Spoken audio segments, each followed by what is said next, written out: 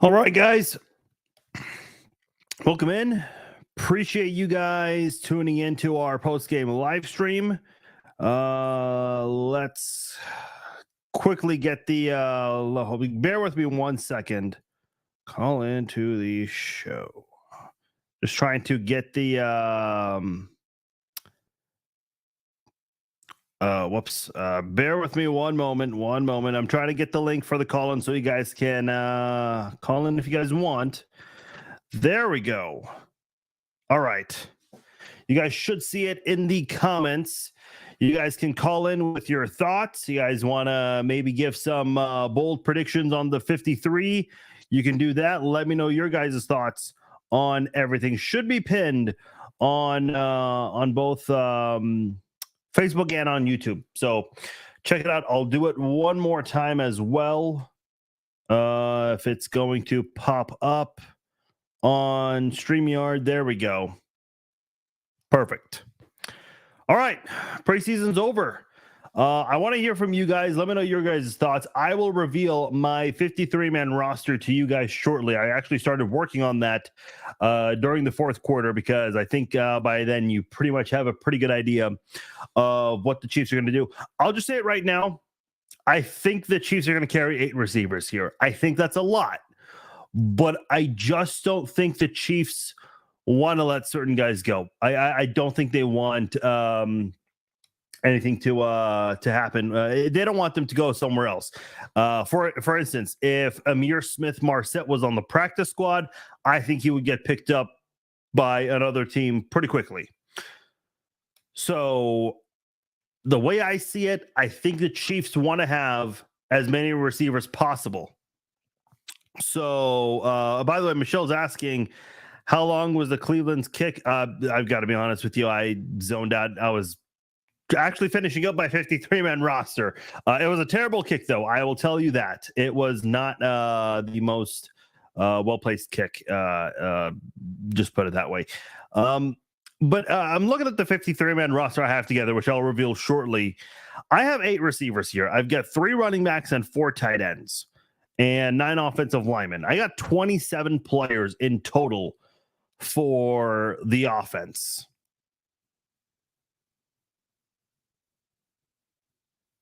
The defense was honestly easier than I expected. I think it's pretty straightforward. There might be some guys like some of the backups for the defensive back positions I kind of struggled with. Wasn't really sure who was going to make the team, so just made a couple of guesses there on that one. So we'll see. I'm pretty confident this is what the unit will, the entire roster will look like. So some of the players that I think that the Chiefs were curious to see the most, the wide receivers, maybe that number 4 tight end, especially with Jody Fortson's season unfortunately finished early. The cornerback position was kind of interesting because they have some interesting names in that position. A lot of players from last year that they drafted. Unfortunately, Nazeed Johnson not going to be part of the team, but they do have a player who they drafted this year, and I'm just not sure if they have the room for everybody to be on the team. That's why if the Chiefs can get a haul of draft picks for Chris Jones, that might not be the best thing in the world. That's why if you can just grab 2 first-round draft picks and that's all you get from Chicago, I think that's good enough because you got a lot of players here already. I think they're going to retain guys like Willie Gay and a few other players who have their contracts expiring. But, again, we don't know exactly what's going to happen with Chris Jones, if you can get a few draft picks for him or what. But it's getting to the point now where even if the Chiefs did get kind of like a haul of draft picks similar to what they got in the Tyreek Hill trade, that might not be the best thing to have happen to the Chiefs because then it's going to come down to potentially having good players who perform well in preseason games and in training camp get cut, which is a good problem to have, of course. Eric says Gabbert should get the the second quarterback spot on the depth chart. That I agree with. I do agree with that, Eric. Just feels like that would be the one that makes the most sense. Joanne says, or Joan, I hope I got one of those pronunciations correct. It was a 43-yard kick. Okay, so there's that. Eric says, curious to see what they do with the running backs. Perrion should be number 3 behind McKinnon. Yeah, I don't know if that's the direction they're going to go. A lot of people were talking about this at halftime with Clyde Edwards-Helaire. Because a lot of people were saying trade 25, trade CEH. What are you going to trade him for? Because none of the 31 other general managers are contacting Brett Veach and saying, hey, that number 25 running back, man, I love that running back. He looks great. Any chance maybe we could get him on our team since he's low on your depth chart? No one's doing that. No one's contacting the Chiefs for Clyde Edwards-Helaire. Even the most desperate teams that need a running back are contacting the Chiefs. I mean, Kareem Hunt is available. A couple other running backs out there that that teams could take a look at over Clyde Edwards-Helaire. And again, what would you want to give up if you really wanted Clyde Edwards-Helaire? You're not going to give up a first-round pick. You're not going to give up a second-day pick. I mean, a 7th rounder? I mean, we end up being one of those conditional picks if the Chiefs can get something from him. I don't think they will, though. Call into the show. Let me know your guys' thoughts on the game, the preseason in general, what you think the 53-man roster, well, not the entire roster, but give me maybe a couple key points that you think it'll look like. Cincinnati Bungholes says trade CEH in a package with Chris Jones. I suppose that is doable. Keep in mind, if you're going to do that, you're going to give teams 2 players. Other teams right now already are having a difficult time trimming their roster to 53. So you're going to be sending them 2 players. As a result, they have to let go of 2 players. And I don't know if the Chiefs have a lot of interest in receiving a player in return. Even though it's August right now, almost September, I think it'd be in their best interest if they just collected on the draft picks and try to save up by that. And even if this season doesn't go the way you want it to go, like in the playoffs, then at least you can use those draft picks and figure out what you need to work on and get ready for the following season. Obviously, we're getting ahead of ourselves there, but that's one way to go about it. Gwen says Perrion and Smith-Marsette need to stay. Smith-Marsette, I think, will. But Perrion, I think it just depends on what the Chiefs are going to do at that number 3 position. Clyde Edwards-Helaire is kind of in a tough spot right now. Look, I won't dismiss the possibility that the Chiefs might just let him go. I don't think they will, but I think there's a chance that it's up for consideration, right? It has to be, because you don't have a lot of options with that offense. I think it's going to be 3 running backs and 4 tight ends. You have a lot of wide receivers right now in that room. That's going to be a crowded wide receiver room this year.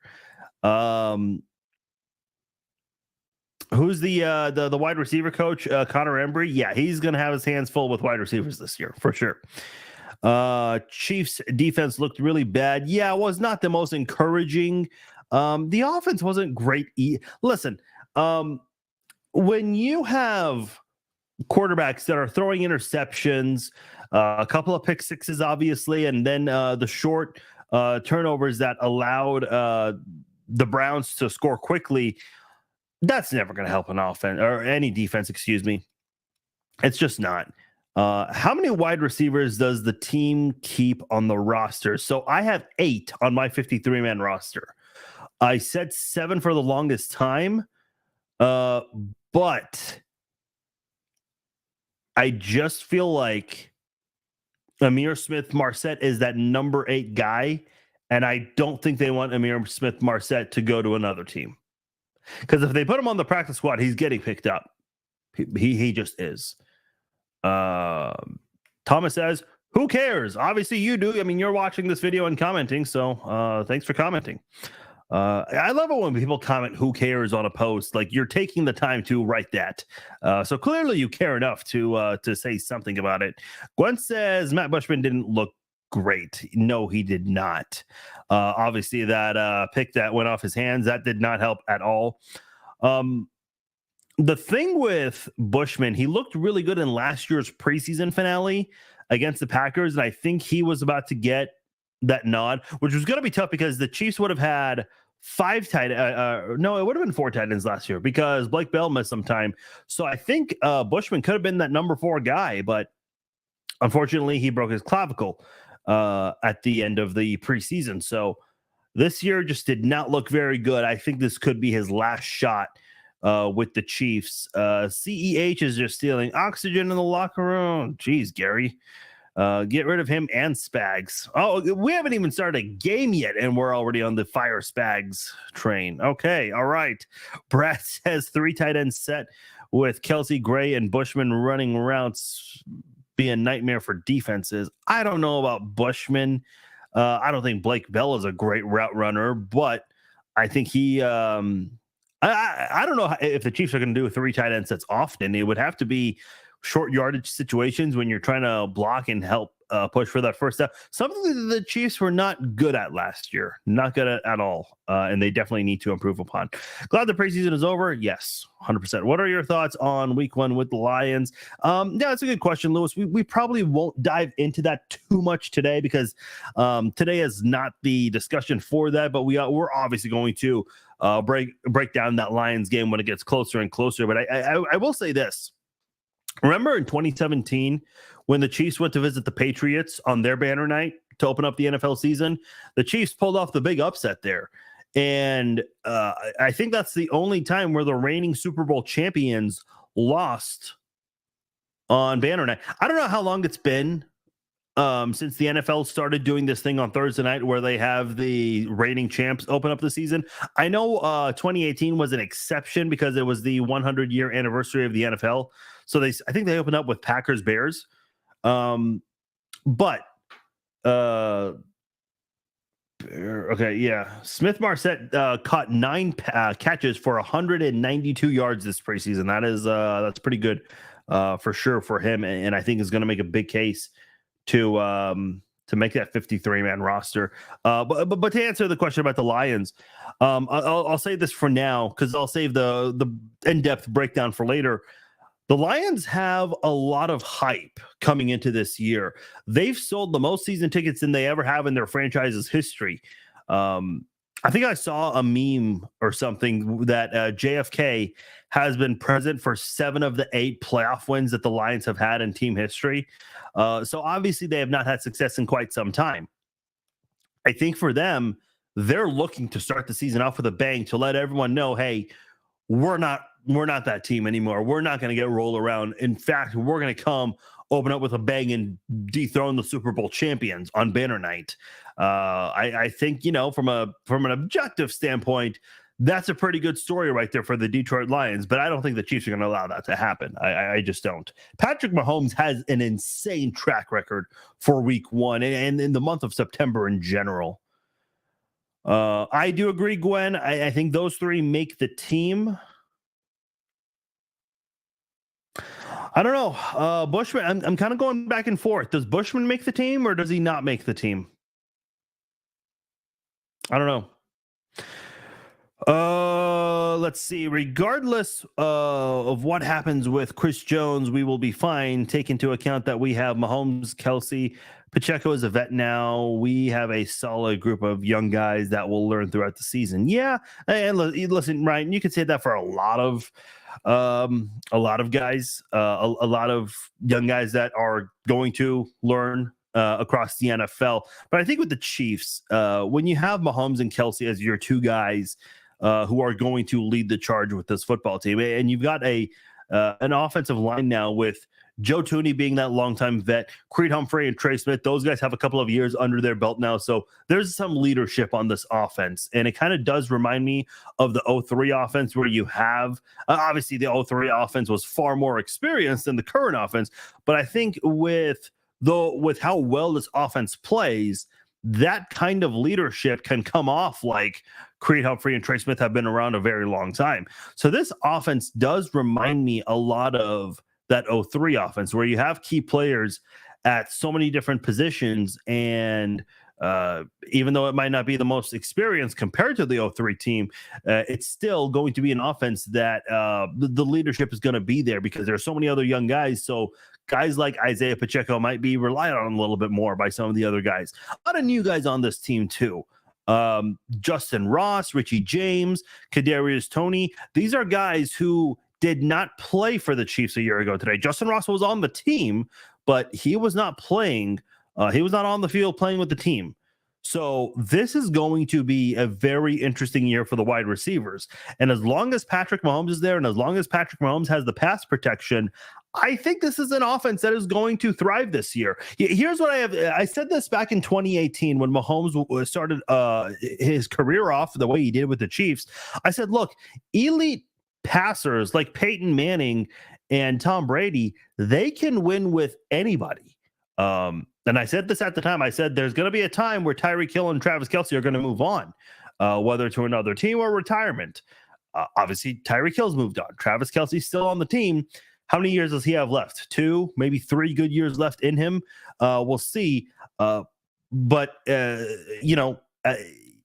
some 5 years from now, I think it's safe to say Mahomes, God forbid, as long as no bad injuries happen to him, if he continues playing at this high level, which I think he will, he's not going to have Travis Kelce there. The guys who he played with at the beginning of his career, guys like Hill, Watkins, Kelce, are not going to be there, all of them in 5 years. Obviously, Watkins moved on, Hill moved on. Kelce's the only primary pass catcher from that 2018 squad still on the team. So the Chiefs have already had a lot of turnover at wide receiver, and Mahomes just had the biggest year ever last year. His only returning wide receiver last year was Mecole Hardman, and unfortunately, Mecole Hardman missed a lot of games due to injuries. Let's see. What other? Mike's asking, when will Clyde Edwards-Helaire be traded or released? By the way, for those of you joining late, I'm commenting right now. Please call into the live stream. I would love to talk to you guys. If you guys want to chat with me through video chat, let's chat it up. Why not? I don't care if you're a Chiefs fan or not. Let's talk. Let's do some video, some FaceTiming for the show. Haven't had anyone call in yet today, so we'll see. Clyde, I think I don't know if he's going to get let go or traded. I do think the Chiefs will consider it. I think the Chiefs, if the Chiefs have some sort of a trade offer, they'll do it. But I don't know who's offering for Clyde Edwards-Helaire. I just don't. Eric says Bushman will probably make the roster with Fortson on IR. Yeah, I agree with that, Eric. I mentioned that earlier with Fortson gone. I think that opens up the door for somebody in that tight end room to sneak into the 53-man roster. A lot of people have. Beat the Lions 38-27. Okay. I love it. Let me just quickly read this notification here. Okay, Andy Reid mentioned some minor injuries after the game, but added that none of them are expected to hold guys back moving forward. That is according to Matt McMullen. So that is some good news there. Okay. Let's see. Gwen says, who's QB2? Gabbert or Buechele? Isn't there a rule they have to have 3? I don't think they have to have 3. I think they can have 3. I think that's how that works. Because they're going back to the old rule where you can't have a third quarterback on the team. Generally, that number 3 quarterback was still the inactive one, but if there were injuries, that number 3 quarterback would then become active. I hate the inactive rule. I really do. It's never made sense to me. It's changed over time, but I just think it's stupid. I think Gabbert's the number 2 guy. You got to go with experience. Both looked great in week 2. Both of them look bad today, so I think you got to go with the vet in this one, and I think that's Gabbert. I agree. Buechele did look pretty bad today. Matthew says 2 B's and a CEH gotta go. 2 B's. Buechele, and I don't know who the other B is. Not sure. I'm going to be another Oh, it's going to be another season where offense averages 30 points per game, defense allows 24 points per game. We will be in a lot of, yeah, you know what? I can see that. I can see that. And the fact that we're still the Super Bowl favorites just tells you what people think of this football team, even with Chris Jones potentially not being on this team, which, you know, these next 12 days are going to be very, very, very interesting. Okay, I want like a show of hands here in the comment section. In the next 12 days, what happens to Chris Jones? Do you guys think he will sit out? Do you think he shows up? Or do you think he gets traded? Because those are the three options here. Obviously, the Chiefs aren't just going to cut him, but those are the three options. Either he shows up, he doesn't show up, or he gets traded. Which one do you think happens? I've already made my prediction, and I'll show you soon, but I want to know what you guys think. Chris says Rashee Rice has a lot to work on with those hands. 100% agree with that. He can definitely get yards after the catch. Yes. And if he can get that kind of separation to even get position to have those passes, thrown to him, I think that just tells you a lot about his abilities, his playmaking abilities. So hopefully he can figure out those hands, because you don't want this to be another Dwayne Bowe situation or another Tyreek Hill situation where those drops are going to prevent you from being able to move the football, move the chains, essentially. Smith Marset has the Hill, Tony speed, and maybe that deep threat we lacked last year. That's a very good point. We have MVS, but I think this guy could be excellent. Yeah, I think Smith Marset could be that guy as well, Gwen. I just hope that again, 8 wide receivers. That's my prediction, guys. That's a lot. That is a lot. Does Andy Reid feel the same way? Kevin says not one team is going to give up anything for CEH. See, I agree with. I don't know what are teams gonna give up, because if you want to see Clyde Edwards-Helaire traded, it would need to be Brett Veach on his end being aggressive and contacting other teams about CEH. No one's going to contact the Chiefs for CEH. No one. Are you content with a 7th round pick? If you are, okay, go ahead. I mean, I don't know. Okay. Let's see. So I asked you guys, what do you think happens to Chris Jones? Does he show up, sit out, or get traded? Gary says he gets tarred and feathered. Okay. Terrell says he'll show up. Kevin says leaning towards a trade. Ryan says Chris Jones is traded by week 3. Okay. So you latest, I see the Mike Evans trade happening. Although I want Diggs over Evans. I don't. That'd be so. I assume you're referring to Stephon Diggs.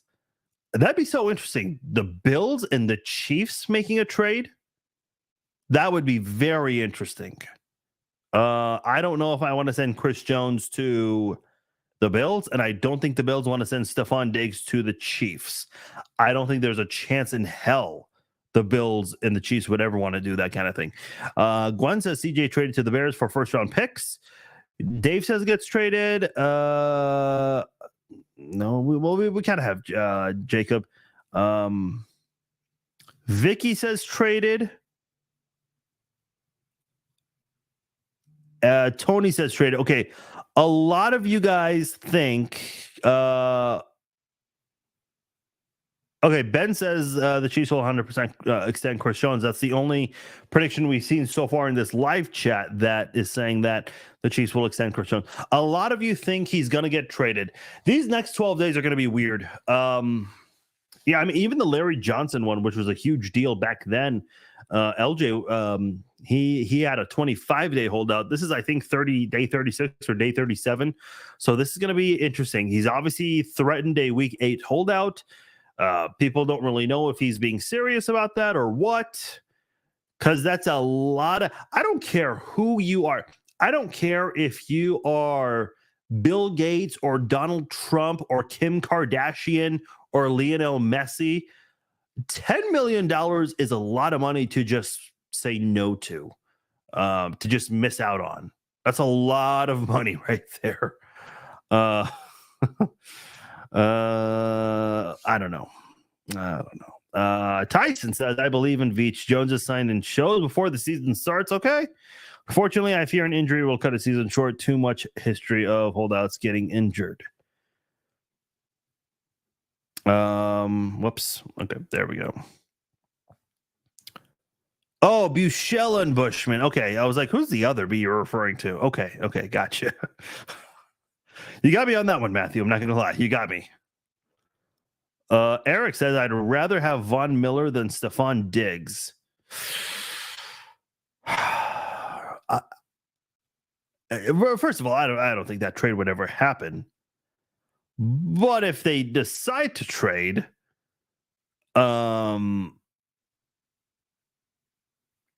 see, then you got to consider letting one of these receivers go, which I would say let Justin Watson go. Here's my thing: if the defense is going to take a step back, okay, but at least bolster it, right? So let's just say right now, hypothetically, let's say Chris Jones is not a Chief; he's done. It's over. The defense is going to take a step back. I think that's a reasonable thing to say, a big step back.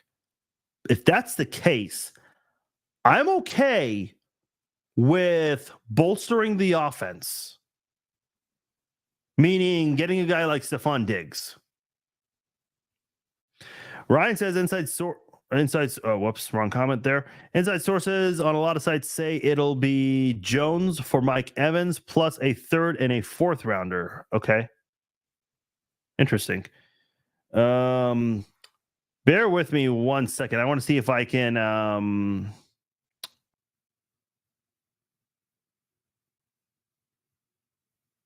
okay. I'm going to try to get that 53-man roster up for you guys. So bear with me for a moment here. I'll read a few more comments in the process. Other possibilities are Jones to the Bears for a first, a second, and 2 third rounder. Yeah, that's possible. I don't know if Chicago's going to be willing to give up that much for someone who's 29 years old. Even though he just had the best year of his career, still 29 years old. That hesitation could be there. I hope Brett Veach could pull that off. I would be more okay with having 2 first-round picks and saying, look, we'll even throw a fourth or a third at you. Just get them off our hands. Give us those 2 ones. Because, listen, the 2 ones, it's Chicago's first-round pick and Carolina's. I don't know if a lot of people think those 2 teams are going to dominate so much this year. So, Gwen says, can we get Colin Saunders back? I wish. I really liked Colin Saunders. I really did. Yeah, but Brad, someone else was asking that earlier. I just don't know if that's a trade that would be made. I think it would be a great addition. I've always liked Mike Evans, even well before Tom Brady started playing with Mike Evans. I think it'd be great for him and Mahomes to be on the same team. That would definitely be like the perfect replacement for DeAndre Hopkins, who you could have had. Which, by the way, I mentioned this before, and I've seen this on Twitter. This whole Chris Jones thing really did hold the Chiefs up. If the Chiefs knew this was going to happen sooner, number one, they could have traded him before the draft and could have gotten draft picks out of him. Number two, you could have probably signed DeAndre Hopkins.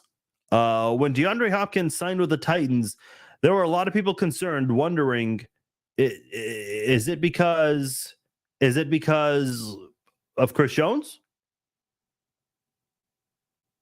That kind of scared me, and it scared a few other people. Mike Evans would fill Juju's role from last year. Yeah, possibly. Let's see. I know I'm kind of jumping around with the comments right now, so bear with me. Gwen asks, do the Jets scare you this year? Let me say this about the Jets. I know what you meant, Eric. You don't got to be politically correct. I knew you meant that role. Let me say this about the Jets. I can't remember off the top of my head, so forgive me if I'm off by like a game or two. But the Jets had a 7-3 or a 7-4 record, right? And then they lost their last 6 games. And a lot of it had to do with Zach Wilson. I thought Mike White was doing a good job. Now, think of the Jets team right now and the additions they got at wide receiver to play with Aaron Rodgers. This Jets team could compete, in my opinion. I think they definitely. I have them winning the AFC East. I put out my NFL standings predictions a couple of weeks ago. So if you guys saw that, you already know that I think the Jets are going to win the AFC East. I just think that, a fresh start for Aaron Rodgers is what he needs. And the Jets, again, they were actually leading the AFC East at one point. And keep in mind, that's an AFC East that had the Dolphins that definitely took a step up this year, and also the Bills, who everyone thinks is the most invincible team in the world until they choke every year in the playoffs. So if the Jets can compete, but can just find the right team to help finish off the season, which I think they do now, I think the Jets are going to win the division this year. I really do. Do they scare me, to answer your question directly? I don't know if they scare me. I think the Chiefs will beat them in week 4. That's week 4, right? Week 4, week 5, one of those weeks right there on Sunday Night Football. But man, I just want to see a Mahomes versus Rodgers matchup once.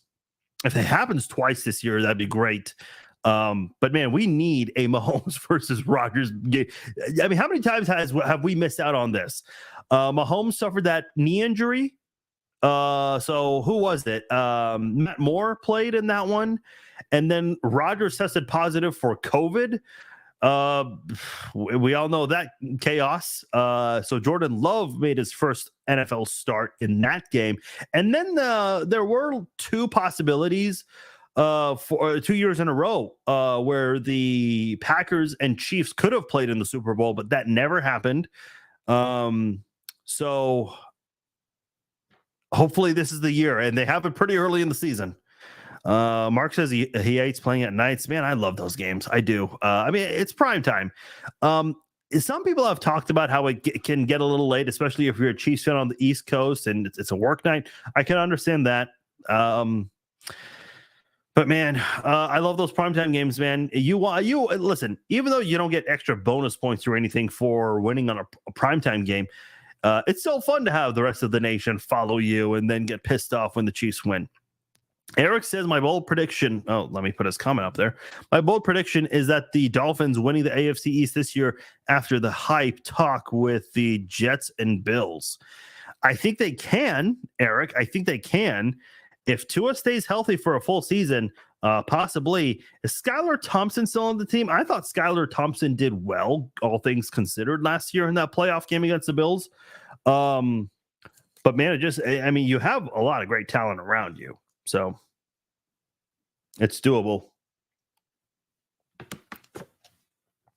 People hate me on this, but I think the Bengals take a step back this year. I think Orlando Brown Jr., this is what I'm saying, man. Okay, Ryan, I see that Ohio State logo on you.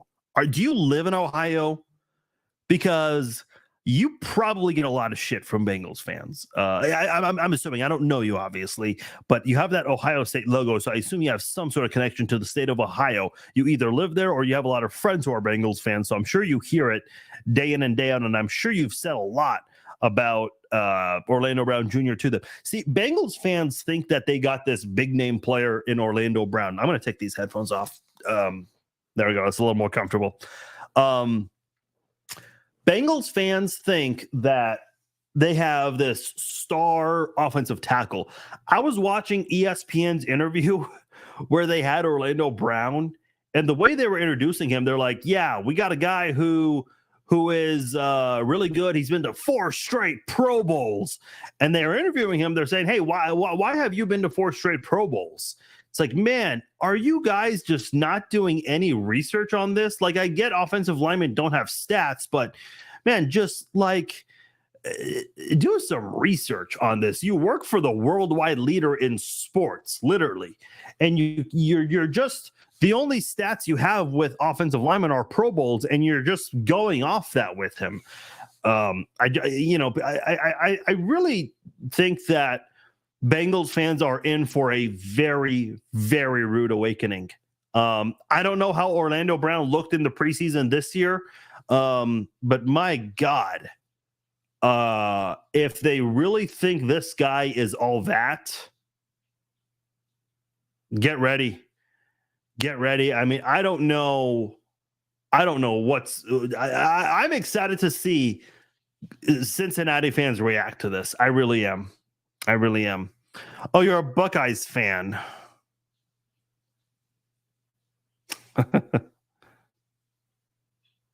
Okay, so you mentioned Terrell Pryor.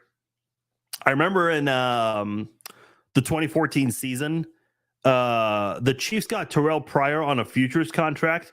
If you guys remember, Terrell Pryor was a quarterback before he converted to wide receiver. So Terrell Pryor, when the Chiefs signed him right before the Super Bowl on a futures contract, they added Terrell Pryor to the Chiefs roster online in Madden. So, and once the Super Bowl happened, they no longer update the rosters. So what I did that year on Madden, I would always take out Alex Smith and I always put in Terrell Pryor. Dude, I just totally like Michael Vick that entire time when I had Terrell Pryor. So I just chuckled when you mentioned Terrell Pryor. Let's see. Orlando Brown Jr. thinks he'll do better protecting a traditional quarterback rather than someone like Mahomes who moves around. Let's see. That's a great point, Gary. I did not mention that. That is a very good point. Joe Burrow is great, but he's a pocket passer. When you're Orlando Brown Jr. and you let Myles Garrett through the crack, good luck. I hope Jamar Chase and T. Higgins and Tyler Boyd all get open quickly. And when I say quickly, I mean very quickly. It's funny because Bengals fans have come after me and I've actually shown them the film. By the way, again, you want to talk about the Bengals. Orlando Brown gave up 7 pressures in that AFC Championship game. So I don't know, man. They're the ones who are in for a rude awakening. Chris Jones was cruising in his Ferrari at 2:50 this afternoon while the Chiefs game was on. He didn't even bother watching the game. She took a picture. I think he meant he took a picture. Hold on. I did not see this. Stone Cold Jones. Huh. I don't see it. I'm looking at Twitter. I was looking at Instagram. Let me look at Twitter quickly. Yeah, I don't see anything. Okay. All right. Well, we'll just let it go. A couple more comments here, and we'll wrap up the post-game podcast. Let him sit out. Tag him. Cheap 2-time. Teach the players this is a business. Glenn says, okay, that's one way to go about it. Eric says, I also think the Chargers will compete with the Chiefs in the AFC West and will finish this season with a better record than the Bills. If we trade Jones to the Bears for a first rounder, I'd want us to select my guy Marvin Harrison Jr. Yeah, some people were mentioning that last night too. Post the pics of Eric Noob. What? I don't know how you say his last name. I don't know what the relevancy is to that. Okay, let me quickly, before I get out of here, pull up my 53-man roster. And then you guys can judge for yourselves if I'm crazy, if you agree with me. Hang on tight. One moment. There we go. Got it pulled up on my end. Now I need to show it to you guys. Ladies and gentlemen, be prepared for some potential surprises here. If I can figure out where I am going, there we go. That is where I want to go. Ladies and gentlemen, your 53-man roster provided by me here. This is what I think the Chiefs 53 will look like. Quarterback, straightforward. Running back, I think CEH makes the team. Tight ends, I have 4 tight ends right there. Wide receivers, I think there's going to be 8, including Amir Smith-Marset, Justin Ross, Justin Watson, I think all make the team. Offensive linemen, I have 9. I have 4 backup offensive linemen. Allegretti, Kennard, Niang, and Morris are going to be your backups. Your starters are pretty straightforward, pretty obvious. Defensive end, I have George Karlaftis. I have Mike Dana. I have FAU, Joshua Kendo, BJ Thompson. A lot of young guys there. A lot of young guys there. Defensive tackle, Derek Nottie, Danny Shelton, Trashad Wharton, the rookie, Keandre Coburn. If you guys notice, there's a missing guy right there. I don't have Chris Jones on my defensive tackle depth chart there. I think he is going to be. I think he's gone after these 12 days. I think within the next 12 days, Chris Jones will get traded. Linebackers. Pretty straightforward. I think Drew Tranquil will play more than Leo Chanel this year. You have to. He's one of the better pass coverage linebackers in the NFL. Safety, the Chiefs had 4 safeties for most of last year, and I think it'll be the same this year. I think Deion Bush is going to be the odd man out on this one. Cornerback, I have Nick Jones as the odd man out in this one right here. So I really like the cornerback room, though, regardless. I think it'll either be Boodle or Jones for that number 5 spot. Harrison Butker, Tommy Townsend, James Winchester as your main specialist. For kick returner, I think Richie James will be the main kick returner, and I think Amir Smith-Marset will be your number 1 punt returner. So that right there is my 53-man roster. Yeah, I know some of you guys not happy about some of it. It's okay. It's okay. But that is how I have the 53-man roster right now. Obviously, you guys can share your thoughts. I'm going to get out of here, but still, you guys can still comment on this live stream and let me know your thoughts. Otherwise, I'm out. Appreciate you guys joining me for this live stream. Appreciate those who downloaded this episode of the Chief Zone podcast. I will talk to you guys later. Take care.